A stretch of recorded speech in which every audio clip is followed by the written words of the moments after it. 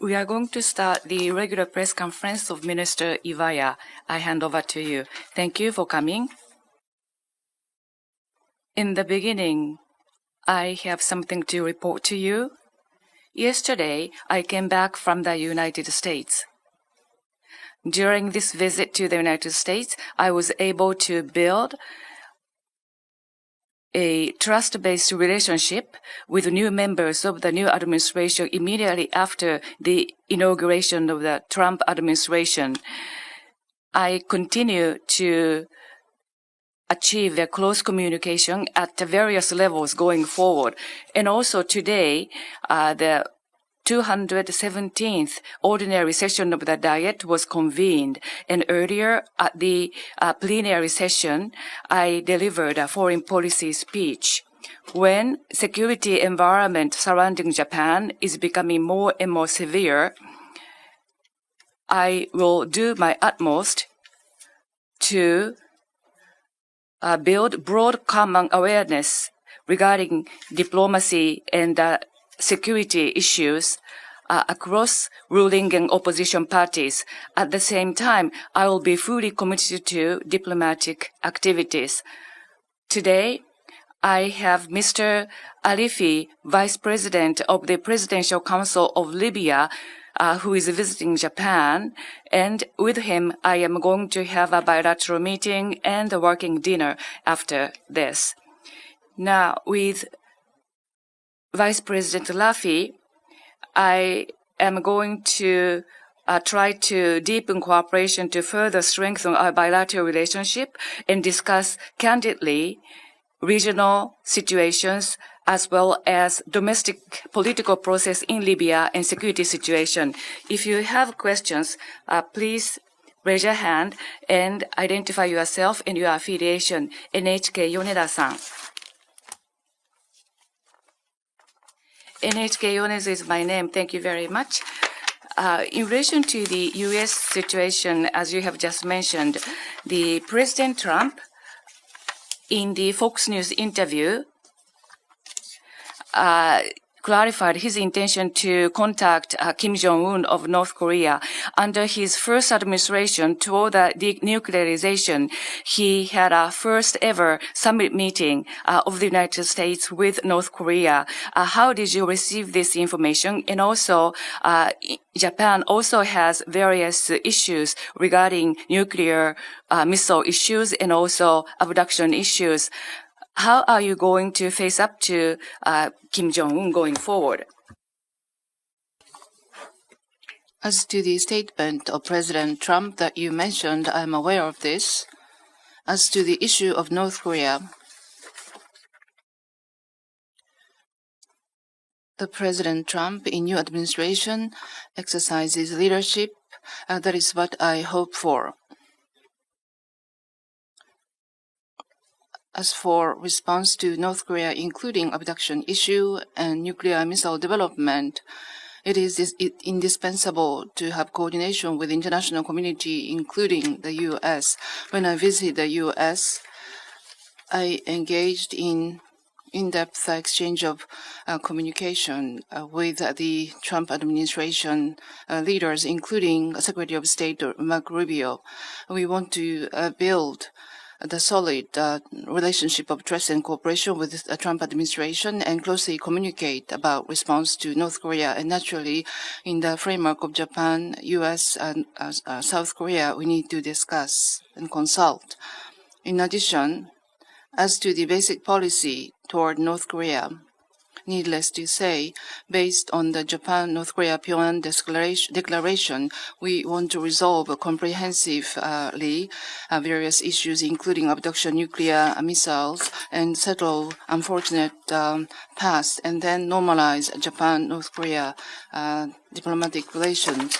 There is no change about that. Prime Minister Ishida, going back to the origin of the Japan-North Korea Pyongyang declaration, so that we don't miss this opportunity, Prime Minister would like to face and call on leader Kim Jong-un so that we can realize the early comeback of all abductees to Japan in order to solve all these issues under the strong resolution of Prime Minister Ishiba, we would like to do utmost to take most effective measures.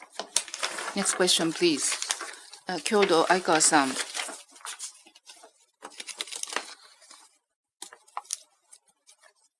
Thank you very much. Kyodo Aikawa.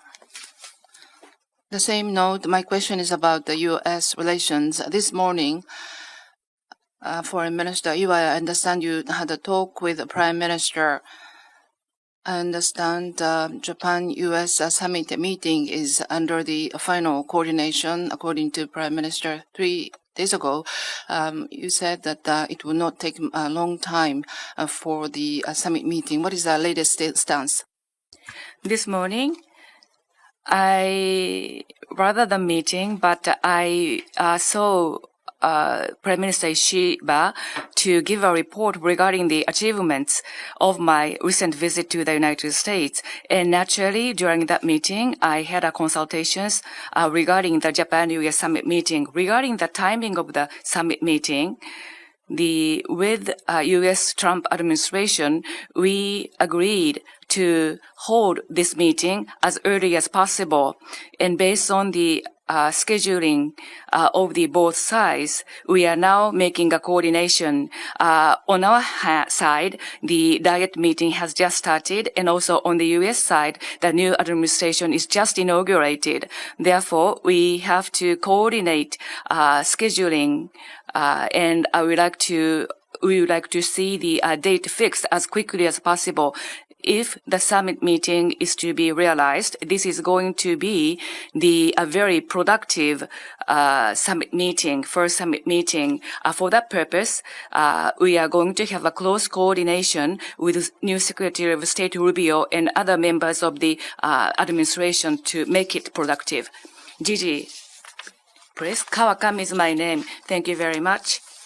Changing the subject, the 80th anniversary after the war, the Prime Minister's statement, I have a question on that. The other day, Representative Komeito, Mr. Saito, touched upon the Nobel Prize going to Hirankyo, and he said it is very important for Japan, a peace-loving country, to issue a very solid statement on this milestone year. What is your take? And also, how are you going to proceed with the coordination with other stakeholders, including Komeito? Thank you. As I say each time, Ishiba cabinet succeed the overall stance of successive cabinets, including former Prime Minister's statement and dialogue, and we will continue to succeed. Having said that, whether to issue a new dialogue or not, as of now, has not been decided. As to the future response, based on the past situation, we would like to consider from various perspectives. At any rate, the international community faces a rapid change, a movement, and facing the big transition.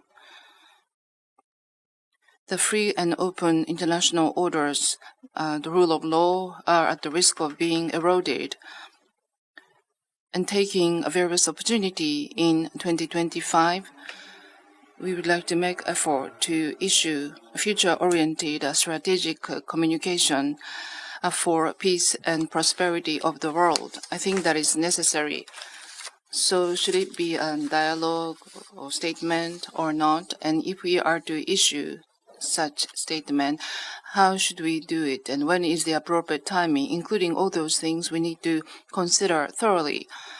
And as of now, we have not decided when to make a judgment. Next question, please. Nikkei Baba-san, please. Nikkei Baba, hello. The incidents about Japanese in China. This is a question on 23rd yesterday at the court of the Suzhou City, Jiangsu Province, China, about the case of one Chinese died after stabbing of a mother and a child. There was a death sentence given. What is your take? And today, there was a first trial about the case in Chen. And in order to promote human exchanges between Japan and China, how do we secure safety of Japanese, and what kind of response would you like to request to China? Yesterday, I understand that death sentence was rendered to the accused on the attack on the Japanese mother and child in Suzu, Jiangsu. And also, regarding this case, Ms. Hu Yuping lost her life. Once again, I would like to express my heartfelt condolences to her. And also, I would like to express my sympathy to the Japanese mother and child who were injured in this case. The Japanese government considers such a case is totally unacceptable, killing and injuring 3 innocent people, including child. Therefore, we take this death sentence solemnly. Ensuring safety and security of Japanese nationals who are going abroad and staying abroad is one of the most important responsibilities of the government. Therefore, based on this sentence, also, we are going to continue to strongly urge the Chinese side to ensure safety of Japanese nationals in China. And of course, on our part, we are going to do our utmost to ensure safety and security of Japanese nationals. Yomiuri Shimbun, Kamimura-san. Kamimura, Yomiuri. Regarding visa relaxation vis-à-vis Chinese people, at the end of last year, Japanese government decided on this relaxation. Former policy chief Hagiwara said this is not very reasonable, and also criticism coming from the LDP. What is your take? And also, once again, could you explain the reasons for the relaxation? Thank you. On this issue, I believe there are some misunderstandings about this. I am aware that there are various comments. Having said that, as for Japan's visa, including the measures this time, basically based on the possible impact on security, based on the consultation with related agencies and ministries of Japan, responding to the types of visa, we set up certain economic requirement. And at the time of application and entry into Japan, a strict review takes place. And the relaxation measure this time does not lead to disorderly increase of Chinese tourists to Japan. In addition, as for the short-term multiple visa for 10 years, it does not mean it allows unlimited stay in Japan for as long as 10 years. The stay period for one time is at most 90 days, just like the 5-day valid tourist multi-entry visa, and people are not allowed to register national health insurance. And as for the visa for Chinese people,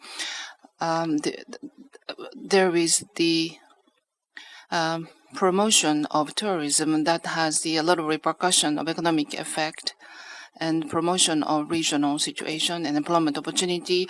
And this will promote mutual understanding by promoting human exchanges and considering comprehensively about the possible impact to security.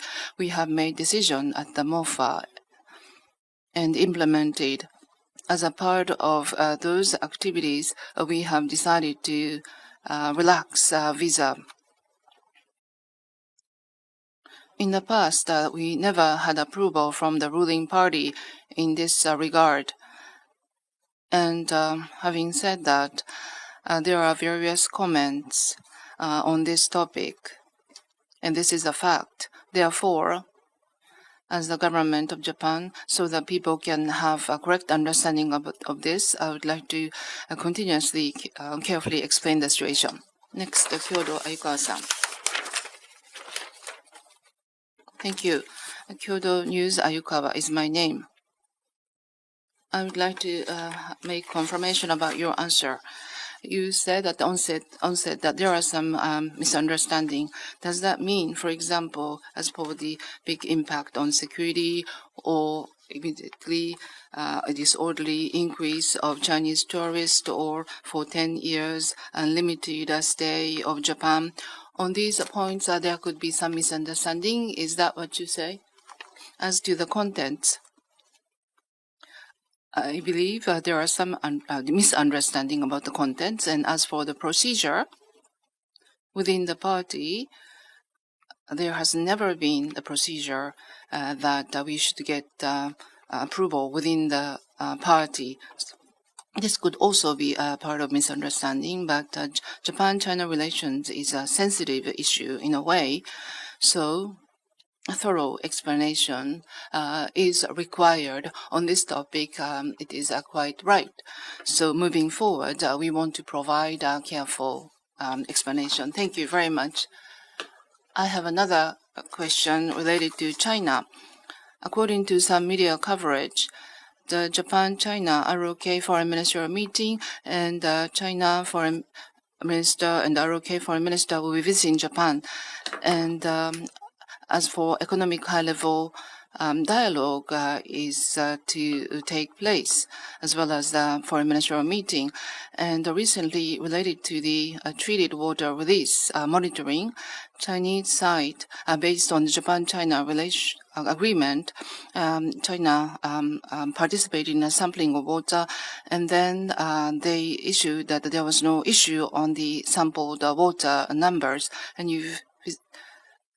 And as to the export of beef or import to China, resumption as well as the expansion of the rice import, there are advancement of discussion. And as for the resumption of import of fisheries product, as well as the resumption of beef and the expansion of the import of rice, could you tell us the latest situation? Firstly, regarding the Japan, China, Korea foreign ministers meeting, we are going to be a host country this time. We will be chairing that meeting, and we are going to coordinate the date for that going forward. Therefore, we have not fixed the date for that trilateral foreign minister meeting. We would like to see that realized, definitely.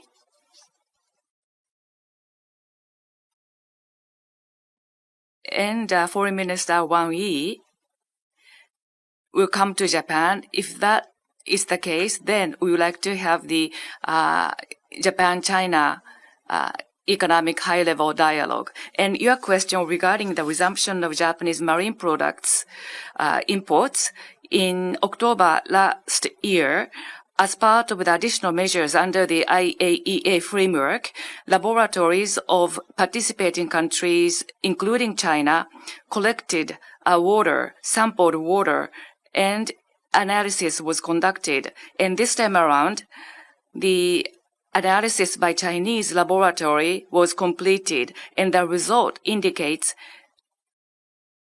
the result was normal. That was announced recently. With regard to the timing of the resumption of imports of Japanese aquatic products by China, the timing has been fixed. However, as leaders and also foreign ministers between our two countries confirmed, it is important to steadfastly implement announcement made by the both governments in September last year. Therefore, the Chinese government's announcement this time around can be regarded as a steady progress in this progress. And when I visited China at the end of last year, I directly urged Foreign Minister Wang Yi to make a progress. And at the various levels going forward, Japan is going to urge the Chinese side to resume the importation as early as possible. And also, MAF Minister Eto, as well as the Moriyama LDP Secretary General, also visited China and did the same thing. And with Foreign Minister Oki, at the end of last year, during the Foreign Minister meeting, we confirmed that early resumption of import of Japanese beef and also expanded imports of polished rice. And during the ruling party Secretary General and also MAF Minister Eto, when they visited China, they also urged the Chinese high-level members of the government on this point as well. Therefore, we are going to make a government-wide effort to see the resumption of export of Japanese beef to China and also expanded import of polished rice as soon as possible. Thank you very much.